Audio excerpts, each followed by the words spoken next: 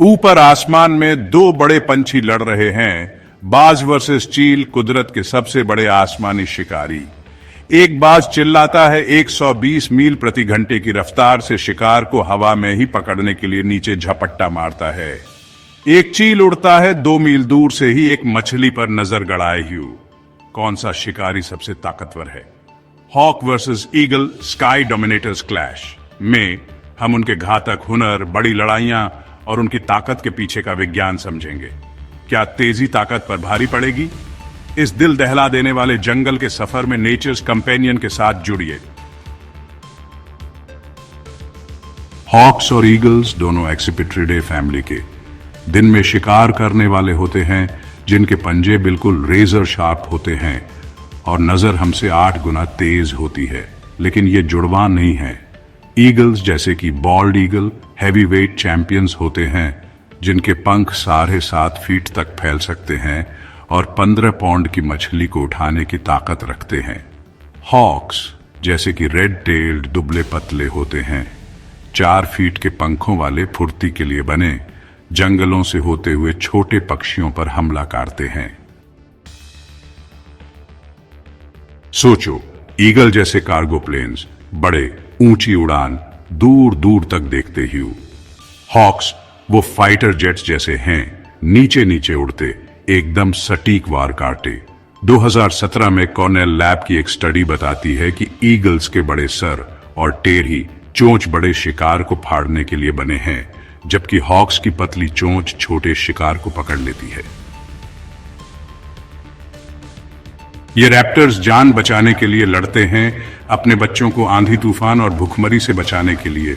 2018 के journal on avian biology की study में पाया गया कि 60% हॉक के बच्चे उड़ान भरने से पहले ही मर जाते हैं, फिर भी उनके माता पिता लड़ते रहते हैं।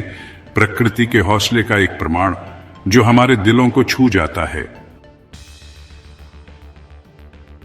पता है, 2019 के एक ऑडिबल आर्टिकल में बताया गया है कि कूपर्स हॉक जैसे हॉक्स के चेस्ट में हील्ड फ्रैक्चर्स होने के 23% चांसेस होते हैं, इनकी हाई स्पीड चेसेस की वजह से। ये तो बिल्कुल वाइल्ड है और सच में ये उनकी डेयरिंग जिंदगी का सबूत है। हॉक्स देखो, वो चुपके से और तेजी से शिकार करते हैं। जैसे कि 2017 में बर्ड इकोलॉजी स्टडी ग्रुप ने चेंजेबल हॉक ईगल को छुपकर बैठे देखा और फिर अचानक से वो झपट्टा मारकर ग्रे हेरन जैसे पंछियों को पकड़ लेते हैं। पूरा सरप्राइज अटैक। दूसरी तरफ ईगल्स जैसे बॉल्ड ईगल ताकत पर ज्यादा भरोसा करते हैं।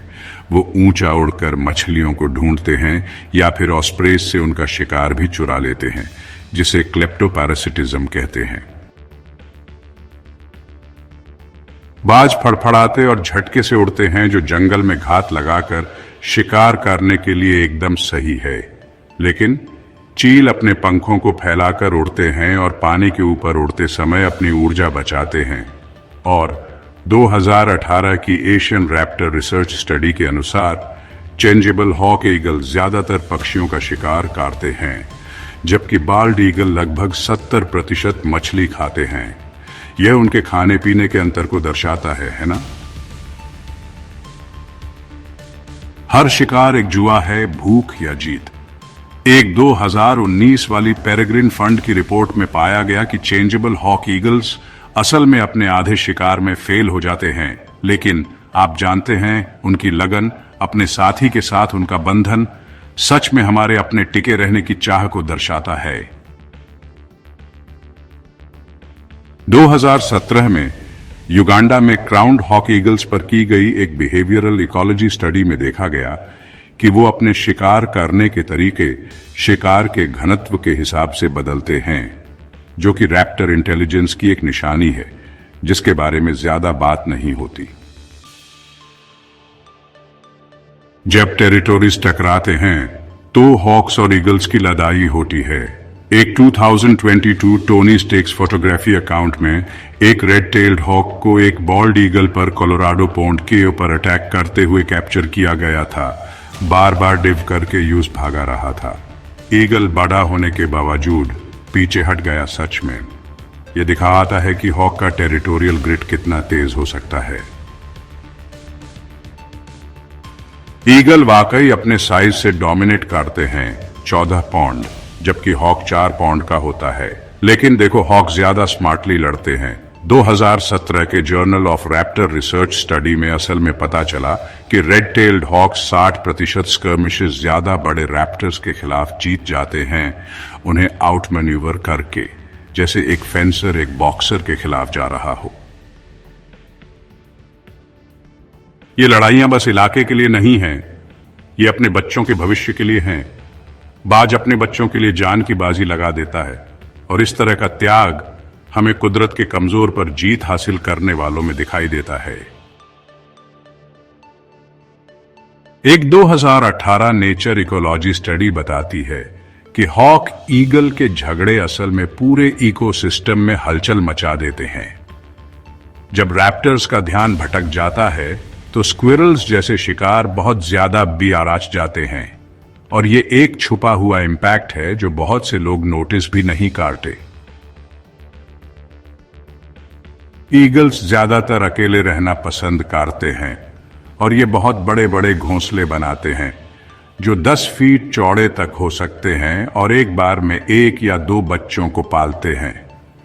2017 की हॉक माउंटेन रिपोर्ट के अनुसार बाल्ड ईगल्स के बच्चों के बचने की दर लगभग 70% होती है, क्योंकि उनके खाने के लिए काफी मछलियां होती हैं। अब हॉक्स जैसे हैरिस हॉक की कहानी अलग है। ये मिलजुल कर रहते हैं, और कभी कभी घोंसले में मदद करने वाले दूसरे हॉक्स भी होते हैं, जिससे उनके बच्चों के बचने की दर 30% बढ़ जाती है, 2019 के डेजर्ट म्यूजियम के अध्ययन के अनुसार। हॉक्स आमतौर पे 2 से लेकर 7 अंडे देते हैं, जबकि ईगल्स सिर्फ 2 ही अंडे देते हैं। 2017 में वेस्ट जावा में चेंजेबल हॉक ईगल्स पे एक स्टडी हुई थी, जिसमें पता चला कि माता पिता शिकार करने की जिम्मेदारी बांट लेते हैं। ऐसा टीम वर्क आपको ईगल्स में नहीं देखने को मिलता। लेकिन देखिए, सब कुछ इतना हार्मोनियस नहीं होता। ईगल चिक्स अक्सर अपने भाई बहनों को मार डालते हैं, जो रिसोर्सेज के लिए कंपीट करने का एक बहुत ही क्रूर तरीका है। इतनी फेरोसिटी के पीछे असल में प्यार है। हॉक्स आपस में शेयर करते हैं, ईगल्स कंपीट करते हैं, लेकिन दोनों अपनी लिनीज के लिए लड़ रहे हैं। उनकी हार जीत सच में हमारे परिवारों के स्ट्रगल्स जैसी ही हैं, और ये हमें उनकी दुनिया के थोड़ा करीब ले आता है। इन दोनों के लिए ही रहने की जगह कम होती जा रही है। 2017 में नेचर की एक स्टडी ने बताया कि 2050 तक इनके आधे से ज्यादा घर उजड़ सकते हैं। इसलिए जंगलों और दलदलों को बचाना जरूरी है। आसमान के इन शिकारियों को इनकी सख्त जरूरत है। चील और बाज ये असल में वहीं फलते फूलते हैं जहां हम रहते हैं। 2018 की कॉर्नेल लैब की स्टडी में पता चला कि शहरों में कूपर के बाजों की आबादी जंगलों के मुकाबले 20% ज्यादा है। कबूतरों को खा खाकर गंजेबाज, जो कभी विलुप्त होने की कगार पर थे, अब उनकी संख्या 1 लाख हो गई है, 2020 के हॉक माउंटेन की जनगणना के अनुसार। और यह सब हुआ पेस्टिसाइड बैन्स की वजह से। ईगल्स को पानी चाहिए, लेकिन हॉक्स ऑनेस्टली ये लोग की भी एडजस्ट कर लेते हैं। 2017 की पेरेग्रिन फंड की रिपोर्ट में लिखा है कि चेंजेबल हॉक ईगल्स कटे हुए जंगलों में भी शिकार करते हैं, जो फ्लेक्सिबिलिटी ईगल्स में नहीं होती। लेकिन दोनों को ही खतरे हैं। हर साल 10% रैप्टर्स की मौत पावर लाइन से होती है। ये ढल जाते हैं, ये टिके रहते हैं, हमारे शोरगुल में अपना घर बना लेते हैं। मुश्किलों के बावजूद इनकी वापसी हमें इनके आसमान, इनके भविष्य के लिए लड़ने की प्रेरणा देती है। एक 2019 के journal of urban ecology study में पता चला कि सिटी हॉक्स को डव हैवी डाइट्स की वजह से पैरासिटिक डिजीजेस होती हैं, एक हिडन अर्बन कॉस्ट। इस भिड़ंत में कोई जीतता नहीं है। बाज और चील आसमान के राजा हैं, हर एक अपने क्षेत्र में सबसे ऊपर। बाज फुर्तीले और शक्तिशाली जंगलों और शहरों पर राज करते हैं, चील ताकतवर और राजसी समुद्र तटों और चट्टानों पर हुकूमत करते हैं। 2020 के एक नेचर इकोलॉजी अध्ययन से पता चलता है कि उनका शिकार पारिस्थितिक तंत्र को संतुलित करता है। चूहों और मछलियों जैसे शिकार को नियंत्रित करते हुए हम सभी के लिए जैव विविधता को बनाए रखते हैं।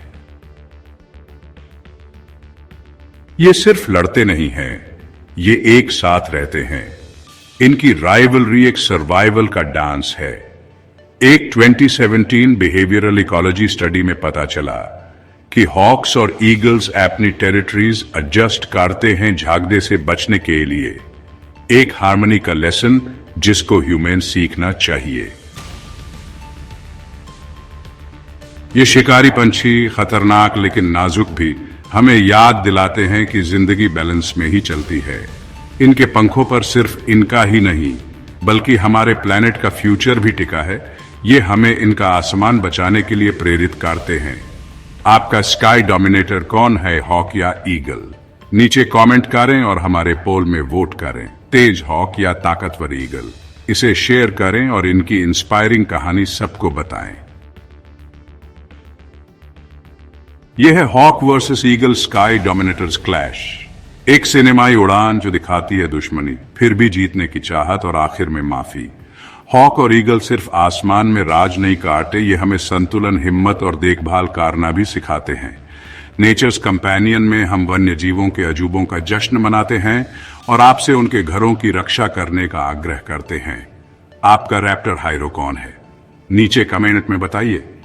अगर इस क्लैश ने आपके दिल में जोश भर दिया है तो लाइक बटन दबा दीजिए, अपने दोस्तों के साथ शेयर कीजिए और ऐसे ही और बेहतरीन कहानियों के लिए सब्सक्राइब कीजिए।